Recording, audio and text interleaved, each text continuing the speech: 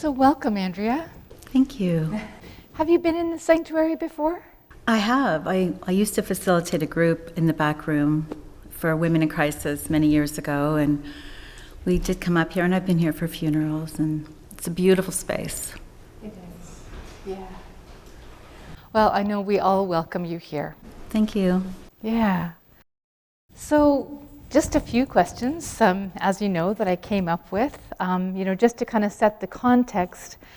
How long ago was it that you kind of knew that something was going wrong, you weren't feeling well? Well, actually, it came right out of the blue. I was feeling fine. I just went for a routine first mammogram ever and found in my early 50s that there was a lump there. And so it was kind of right out of the left field for me, and which led to a cancer diagnosis and surgery and chemotherapy and radiation, all within about a year. And it was stage 2B, which always kind of made me wonder if that was like to be or not to be. It was like what a random stage. And it turns out I was told you have a clean bill of health, go on, you're fine. And then 4.5 years later, it showed up as a recurrent pain in my hip, turned out to be bone cancer, and was also in my lungs. And so that was the significant difference between the first and second diagnosis. Mm-hmm. And I guess eventually you were told that it was terminal, right? Right. With the second one, the metastases is a stage 4 terminal diagnosis. So the first one is, shock and your whole world gets thrown upside down. Everything gets thrown into the air. Not everything lands back again. But you find a way to kind of move forward, and you're optimistic and hopeful that this is it. That was your brush with cancer. The second time is very different. Many things get thrown up in the air and never do land back down again. And it's unlike anything I had ever experienced in my life before that, and I don't know if anyone who's ever gone through it can really describe it to another person. To have your mortality suddenly be front and foremost. I think we all intellectually understand that we're going to die, but to really know it in your bones, and even that doesn't happen instantly. It still takes time to kind of land. That the reality that, yes, my life is finite and I will die. That's probably something that's still working its way through me now. I mean, it's been 4.5 years since the second diagnosis, which is way longer, believe me, than I thought I would be here. I find myself in this really unusual position or predicament where I am living far longer than I thought, and I think longer than anyone that knows me thought as well. And I'm really grateful to be here talking to you, honestly. It's what Sheryl is doing with this necessary journey.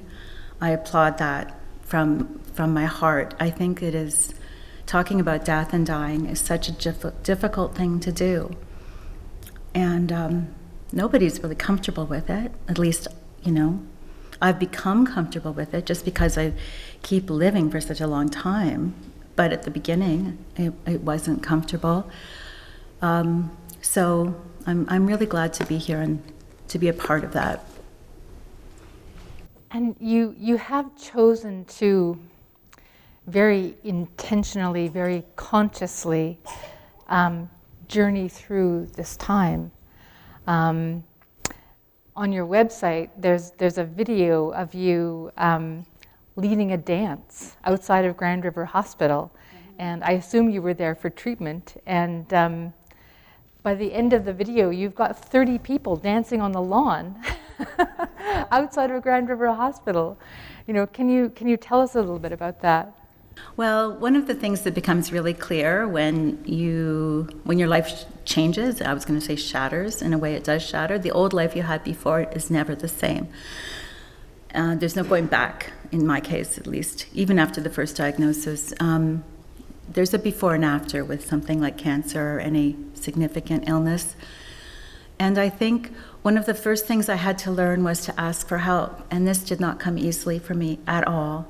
I was much more comfortable being on the giving end of that, equation. And it felt humbling and very difficult at times to ask for the help I needed. But it became apparent right off the bat that this is going to be necessary. If I'm going to get through this, if my family is going to get through this, we need to ask for help and appreciate it, let it in with gratitude, not just, kind of like ask and push it away at the same time, which is what I did initially. Like, oh, I'm not worthy, But honestly, there's no way we could get through it any other way.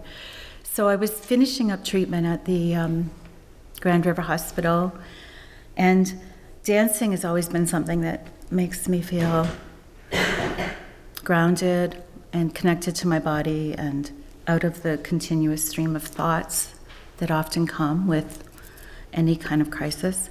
So before and after every radiation treatment, I would dance by myself in the hospital garden, and just with earphones. And it would help me just be calm and take in the treatment without a lot of fear attached to it, because dancing moves fear through my body. It's one of those lights in the darkness that we talked about.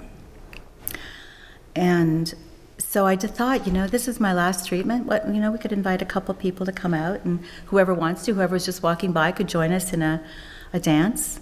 And so that happened, and it was truly one of the most incredibly joyful experiences of my life. Yeah.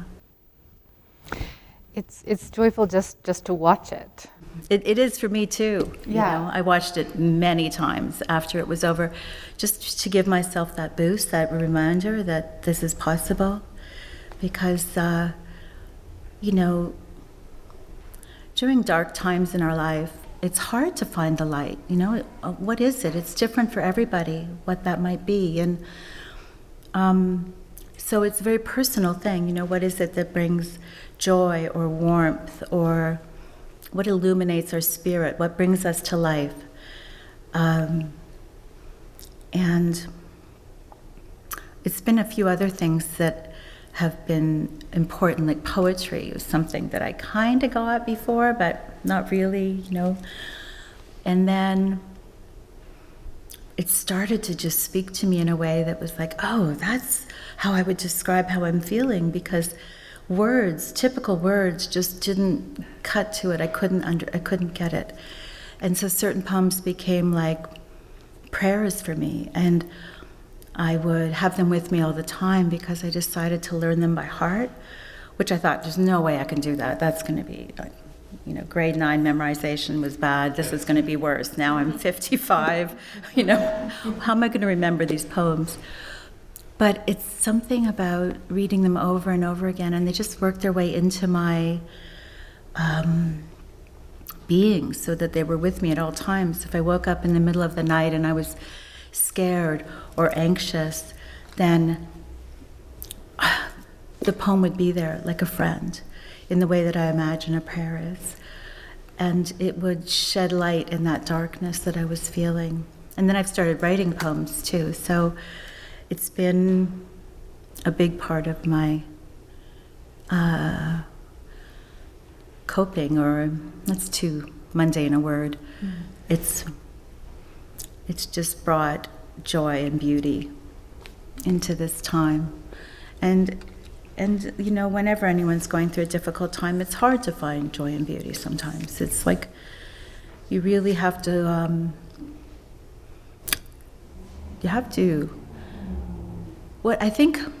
what helps find it is by getting rid of what's not helpful first. Like there's certain things that just had to go if they were too stressful, if they were too worky, too complicated. And just with having an ongoing illness, I had to let go of my jobs. I taught art. My husband and I ran an art school called The Hive, and letting that go was just devastating to me. It was something I still miss. but it opened up space for something else to come in. And, like you were saying, this liminal time as we move towards the darkness of the solstice.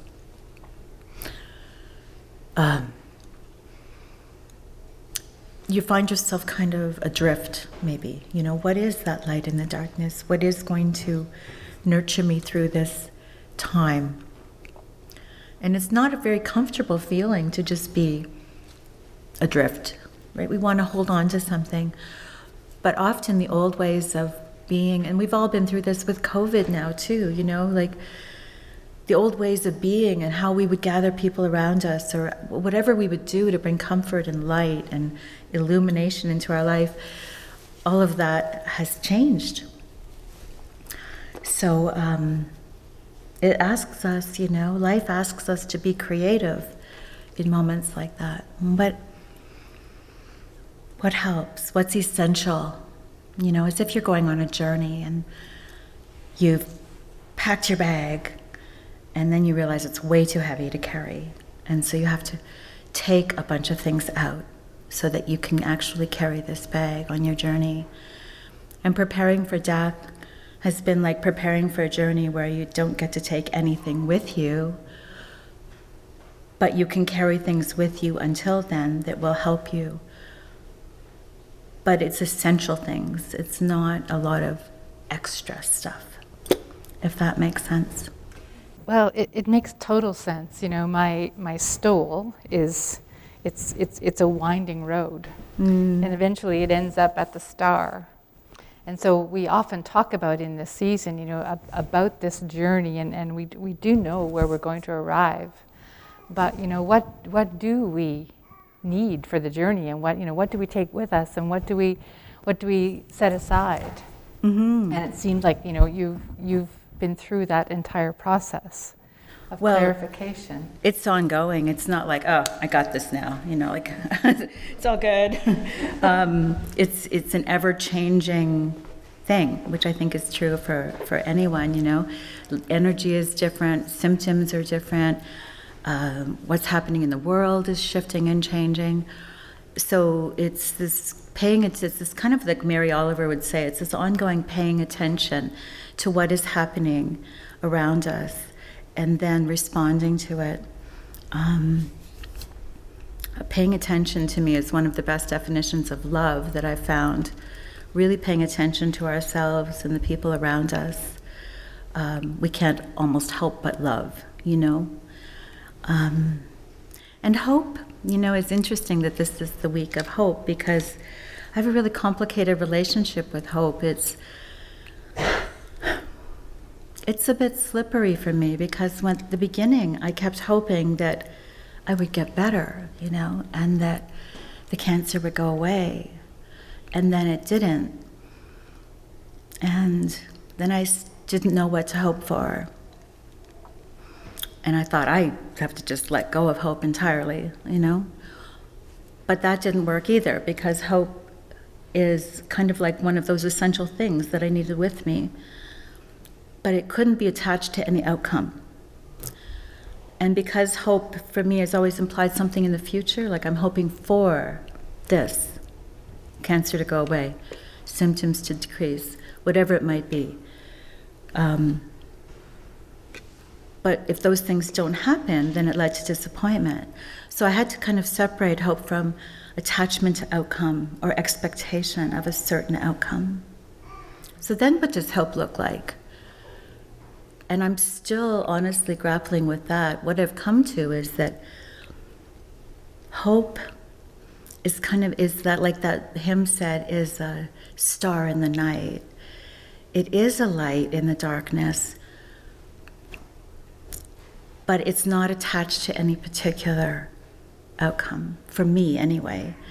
For me to be with hope, it brings me into the present moment. That's the only way I can be with it now, is to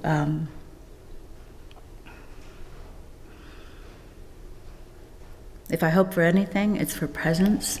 It's for being here now as fully as I can be.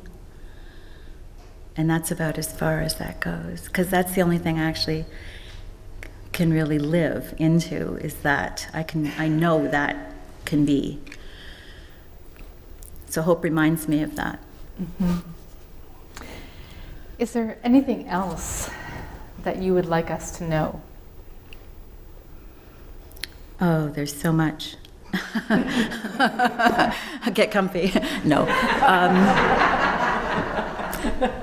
I don't know. There's lots I could talk about. You know,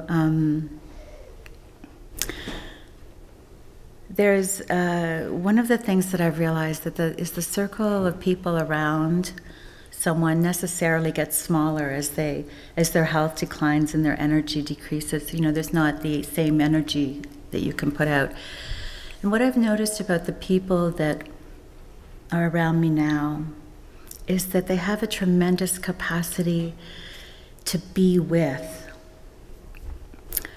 And by that I mean be with is a full sentence.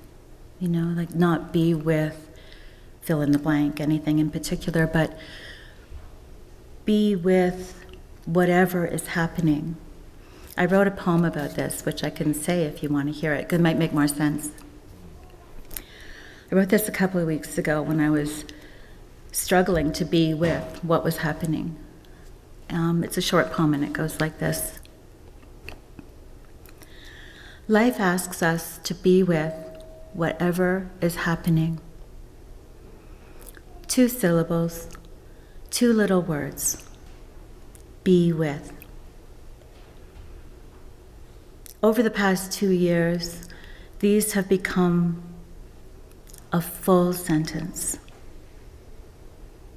a life sentence, or more accurately, a living sentence. Alive, shifting moment to moment. Life asks us again and again and again, be with.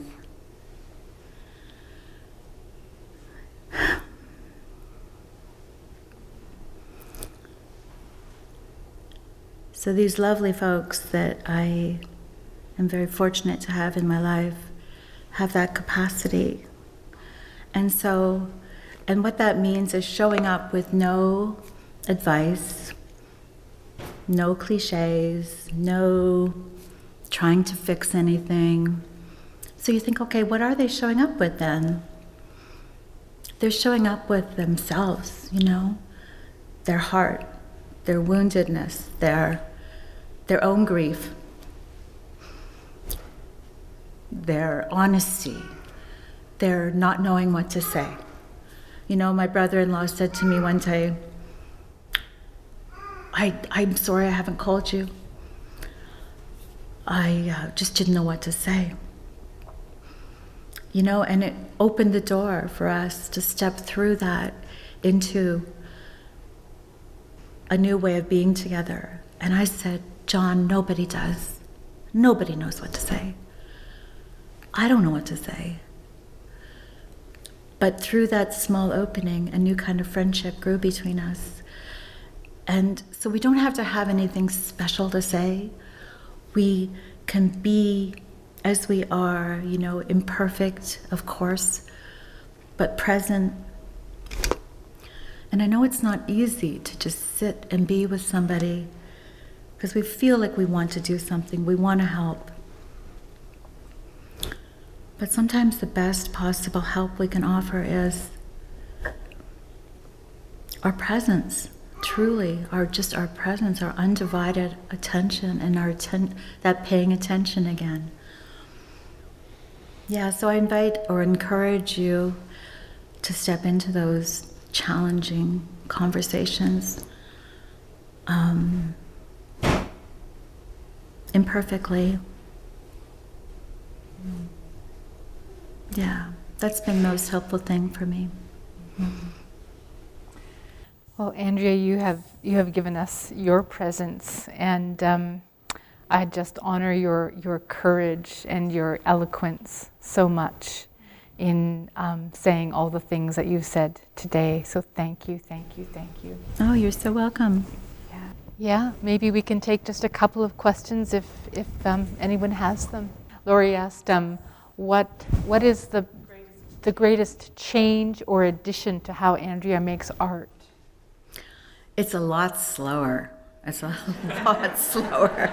Like, I used to do a painting in a week, and now, or, even a couple of days. And the only way for me to do a painting now is to just really pace myself. Like, I have to pace myself for everything. So I tested it out last spring, and I did a painting, and it took me 4 months, start to finish. And to keep the thread of a painting alive over that length of time was incredibly challenging, but possible. So it gave me hope. That painting taught me that I can do this, I just do it in a different way. Yeah, that's the main thing that's changed, is the pace and keeping that thread alive over a period of time. And the paintings are also like boiled down to their essential, in the same way that everything in my life that's fallen away that was inessential, the same is happening with the paintings. Only what's like the nitty-gritty is in there now. Now, I know you wanted to share a poem. Was the Right. the poem that you said, was that the one you wanted to share, or is there another one? One of my all-time favorite poets, I can just recite part of this poem, is Rosemary Ritola Traumer. She's a Colorado poet. She's become a dear friend. We brought her up for a poetry workshop several years ago. And this poem is called The Way It Is. And it goes like something like this. Over and over we break open. We break and we break and we open. For a while we try to fix the vessel, as if to be broken is bad. As if with glue and tape and a steady hand, we might bring things to perfect again. As if things were ever perfect. As if to be broken is not also perfect. As if to be open is not the path toward joy. Thank you. You're so welcome. Thank you. I don't have too many words after all that, Andrea. It's a gift to me too. Like, the whole giving and receiving thing is now clearly the same, Like Robin Wall Kimmerer says, the woman who wrote Braiding Sweetgrass, she said, all flourishing is reciprocal. And I've really, really understood that now, that receiving and giving are the same thing. They're not separate. So thank you all for letting me be here and for listening.